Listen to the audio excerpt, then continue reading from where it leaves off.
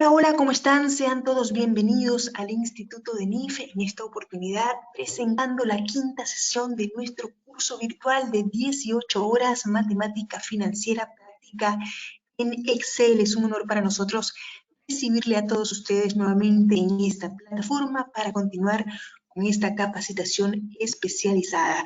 Nosotros, como siempre, nuestro amigo el doctor Angelo Toledo, quien es profesional en finanzas corporativas con experiencia en organizaciones líderes en sus distintos rubros como el financiero, el retail, el inmobiliario, aeroportuario, logístico, educativo, entre otros. Además, actualmente jefe de equipo del área de control de gestión retail en Sodimac de Escocia. Asimismo, ha sido jefe de planeamiento y control de gestión, administración y finanzas en Sodimac Maestro.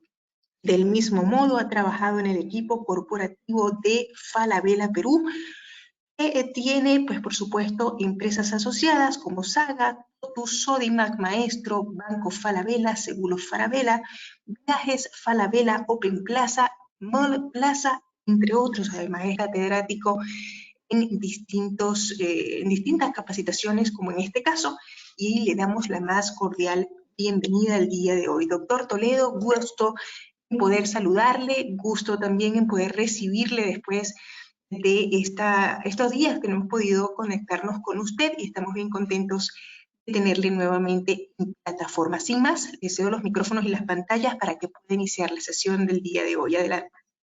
Perfecto, muchas gracias.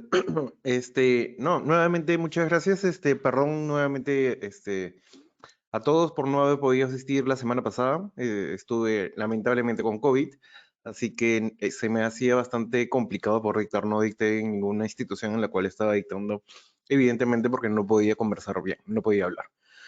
Pero ahora que ya nos encontramos bien, vamos a continuar con las últimas sesiones que nos estarían quedando para el tema de matemáticas financieras, que es lo que vamos a ver a continuación.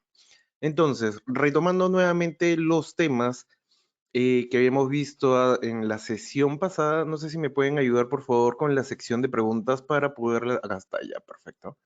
Un segundito. Permítanme acomodarlo un ratito, por favor. Ya está. Para poder continuar con toda esta sesión. Muy bien, señores, entonces vamos a continuar eh, en el punto que nos habíamos quedado anteriormente. Entonces, lo que nosotros ya habíamos visto principalmente en las sesiones anteriores, habíamos empezado a hacer justamente ya algunos ejercicios de matemática financiera con un poco mayor de complejidad. Habíamos empezado inicialmente, voy a abrir el archivo de Excel de la sesión pasada, que también lo tienen ustedes en la plataforma, en el cual habíamos empezado básicamente haciendo un cronograma bien básico, bien sencillo, como ese que ustedes pueden observar acá.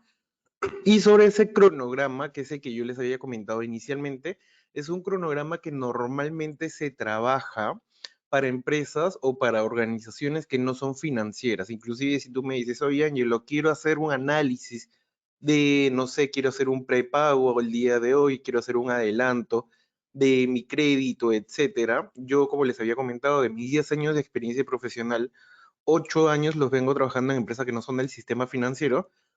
Y cada vez que yo venía haciendo cálculos de cronogramas de pago para la empresa o inclusive para mí de manera personal, para ver mi crédito vehicular, para ver cómo optimizo mi crédito hipotecario, entre otros, justamente trabajo con el cronograma como empezamos haciéndolo, un cronograma de 360 días que tiene en promedio 30 días por mes, como ustedes lo están viendo acá en pantalla. ¿Ok? Sobre ese cronograma hicimos un par de variantes adicionales. ¿Cuáles fueron las variantes adicionales? Hicimos justamente lo que les acabo de comentar, que vendría a ser el famoso prepago. Cuando tú haces un prepago, hoy en día acá en Perú o en cualquier otra parte del mundo, lo que te van a decir es, ok, tú tienes dos opciones respecto a ese prepago, respecto a la amortización adicional que tú quieras hacer.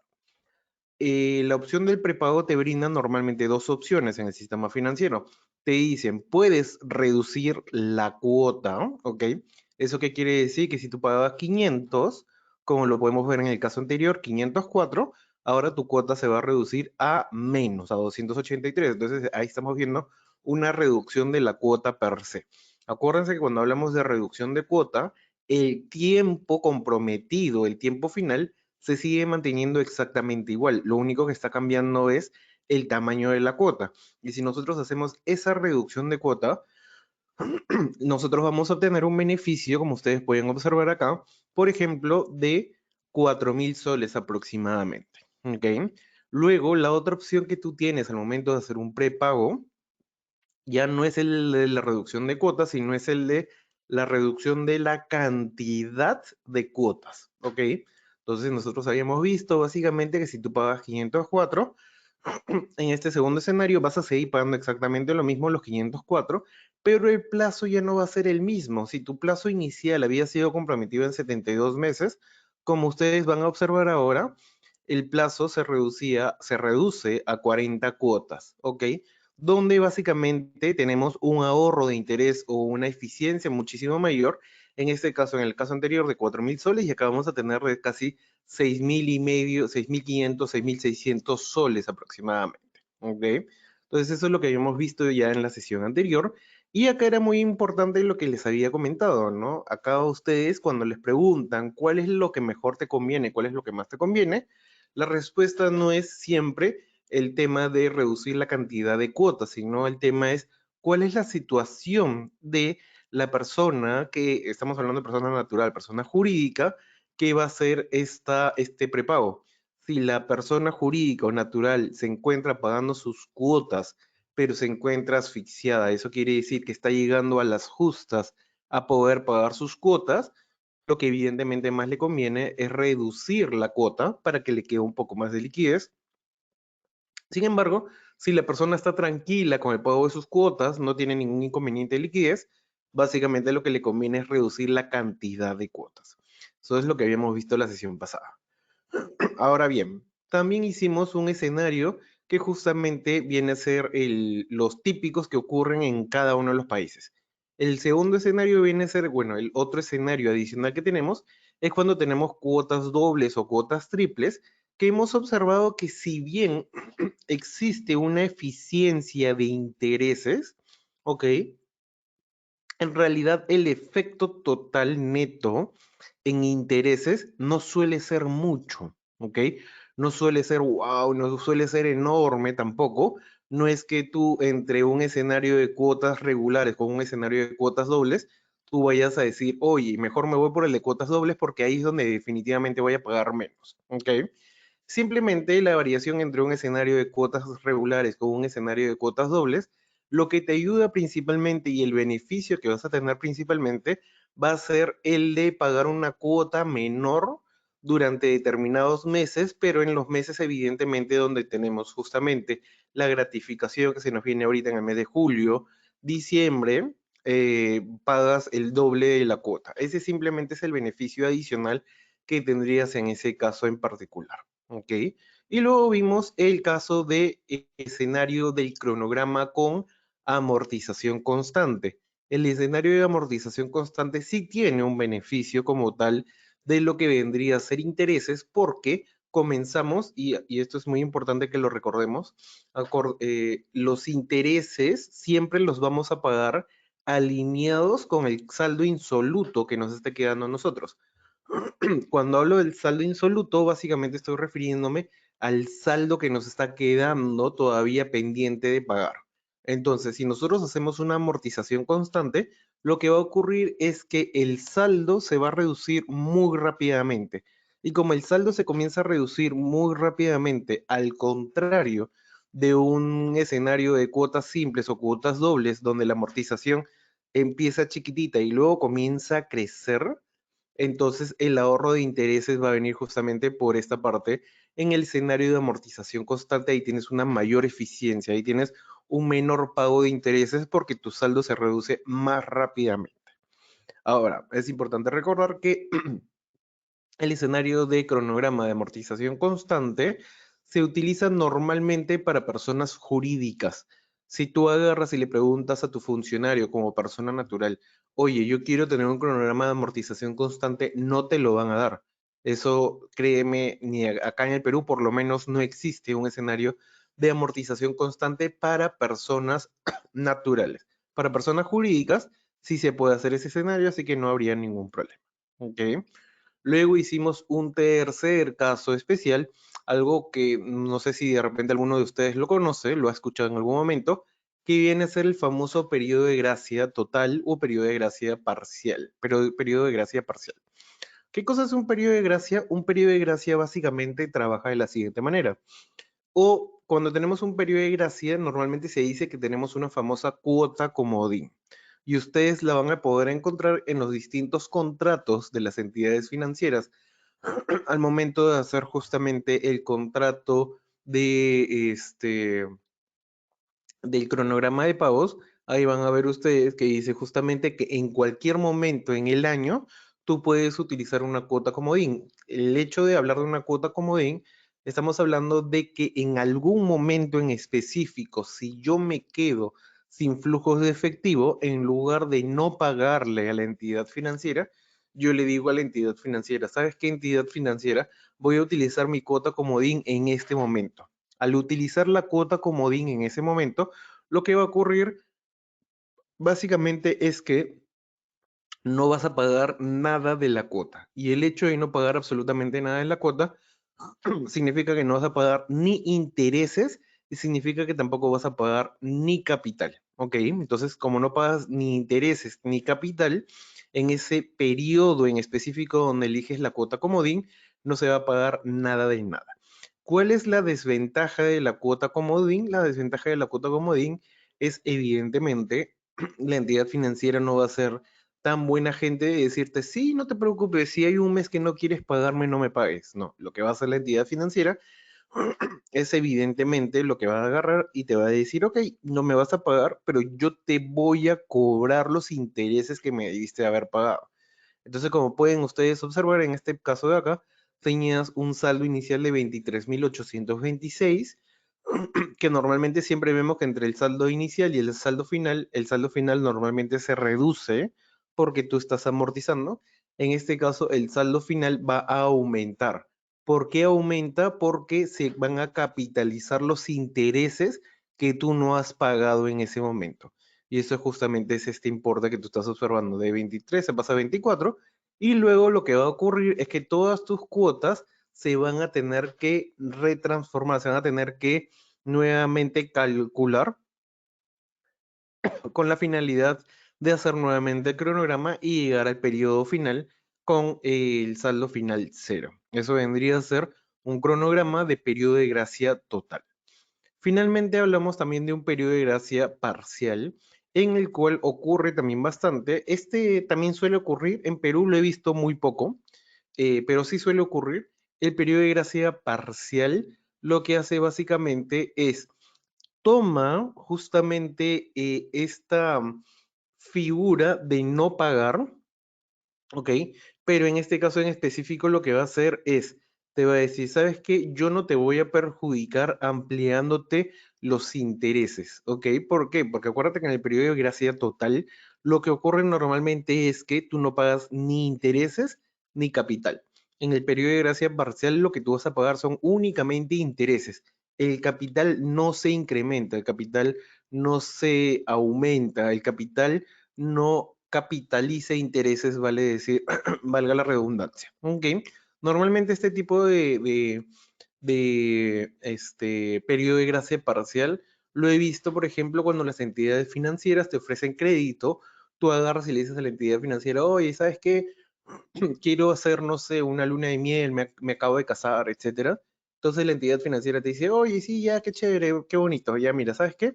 Te doy una oferta y te doy un crédito y te voy a dar periodo de gracia parcial para que te vayas para que tengas 6 meses únicamente para que me pagues intereses y de ahí ya cuando regreses de tu luna de miel, etc, etc, etc, 3 meses normalmente es. Cuando regresas de tu luna de miel ya me comienzas a pagar tu cuota normal. Entonces, básicamente te van a cobrar esos intereses y tu capital siempre se va a mantener de la misma manera. Como pueden observar, 25-25 y solo estarías pagando intereses por esos periodos. Esa es la otra manera que existe básicamente en el sistema financiero. Entonces, lo que hemos podido observar básicamente es todos los tipos que existen hoy en día de formas de préstamos, ¿ok? De financiamientos que existen en el sistema financiero tradicional En el peruano, en el de Chile, en todos los países funciona muy similar. Todo es exactamente igual. ¿Ok? Ahora, acá hay algo muy importante. Todo esto que es lo que ustedes están observando, básicamente está trabajado con un cronograma de 360 días. Estamos hablando de un cronograma financiero o también conocido como un cronograma comercial de 360 días en el que cada mes básicamente está dividido en 30 días. Ahora, obviamente muchos de ustedes me van a decir, Ángelo, sabes que ese es un cronograma financiero, todo muy bien bonito, pero no me sirve porque finalmente el cronograma que me va a dar el banco va a tener una diferencia. Yo te digo, sí, va a tener una diferencia. Acá hicimos también el ejemplo de un cronograma en el sistema financiero. Como puedes observar, la diferencia, estamos hablando acá de 504 en un cronograma de 360 días contra un cronograma de 365 días donde se cobran intereses por cada día que tú tienes el crédito y te darás cuenta que la diferencia es simplemente del 0,11% en intereses, lo cual básicamente nos puede decir que no existe materialidad entre los dos tipos de cronogramas. Más bien, hacer un cronograma del sistema financiero como ustedes lo están observando acá, que es lo que hicimos en la sesión pasada, es muchísimo más complejo trabajarlo para el nivel de materialidad que existe. Entonces, si tú quieres tomar una decisión, si tú quieres hacer un adelanto, un prepago, si tú quieres ver cómo se te van a mover los intereses con un periodo de gracia, etcétera, etcétera, etcétera, lo que más te conviene es trabajarlo con un cronograma como lo hemos venido trabajando, con un cronograma de 360 días, donde inclusive esta fórmula de pago, que es la que hemos utilizado para calcular la cuota, está pensada justamente para un cronograma de 360 días, que es Excel está pensado justamente en finanzas de 360 días, en este caso en específico. ¿Ok? Entonces, eso simplemente para que lo tengan en consideración. No vale la pena, desde mi perspectiva, señores, señoritas, damas, caballeros, que ustedes estén haciendo todo el chambón para calcular lo del sistema financiero, porque finalmente el efecto entre los dos cronogramas no es material y al no tener materialidad simplemente es algo irrelevante, no es algo que te diga, oye, ¿sabes qué? Tomes, mejor toma o no tomes la decisión de ir con tal financiamiento o de adelantar una cuota, de hacer un prepago, etcétera, porque finalmente no te va a impactar, no te va a mover la aguja. ¿Ok?